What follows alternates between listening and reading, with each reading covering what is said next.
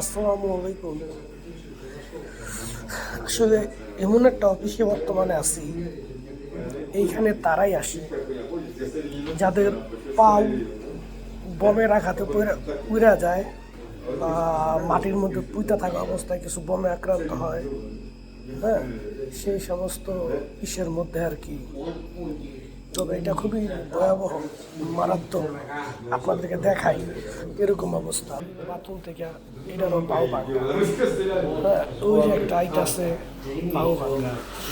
ওই যে দেখেন, সবই মনে করেন বমে বমে উড়াই না, বুঝতে পারছেন? ওই যে দেখেন, একটা পাও নাই, আর এইটা আঘাত পাইছে। ওই যে একটা পায়ের অর্ধেক একবারে বিচ্ছিন্ন, এই জন্য প্যাকেট করা, সব কিছু দেওয়া আছে। এরকম আর কি এখানকার মানুষগুলোর এই অবস্থায় দেখলে অবাক হয়ে যাবে।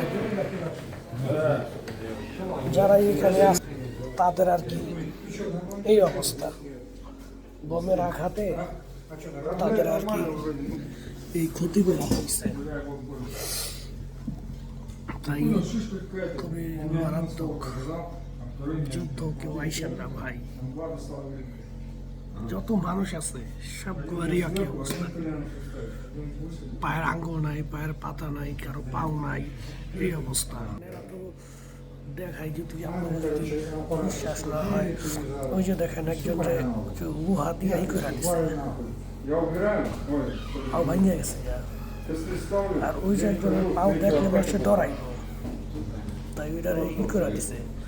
সবই যে ঠিক আছে, চেহারাটাও দেখেন।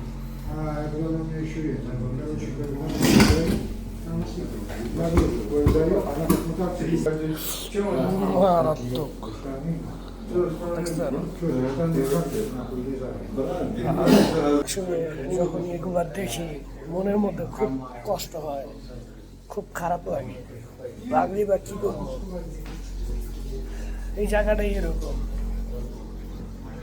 ল্যাংরা মানুষদের যে জীবন। আরো দেখাই আপনাদের।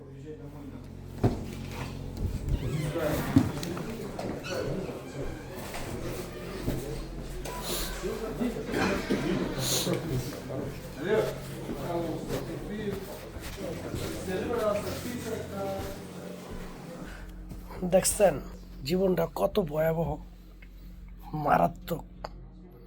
এগুলো আর কি দেখতে হয়। আসছি তো অফিস লেভেলে, এখন আসছি, আইসা দেখি কারো চেহারা পুরা রয়েছে, কারো হাত পুরা রয়েছে, কারো পাও নাই, কারো আডু কাইটা ফলাইছে। এই বম তো খুব খারাপ। এই বমগুলো যদি একবার আপনার শরীরের মধ্যে ঢুকে, ওইখান থেকে পচতে পচতে ক্ষতি করে।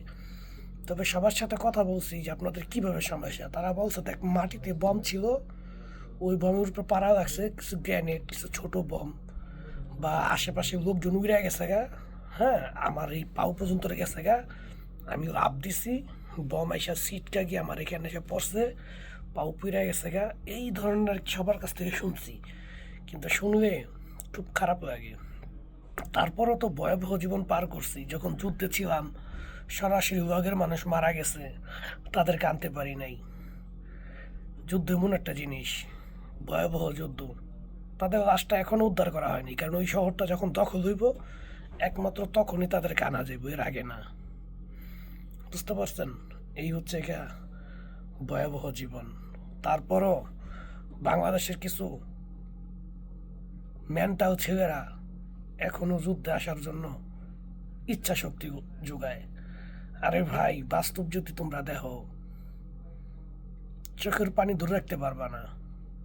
এরম মানুষ এরম ভাবে মারা গেছে, কারণ মাজা থেকে নাই। শুনছেন না, আমাদের এক বাঙালি ইয়াসিন মারা গেছিল।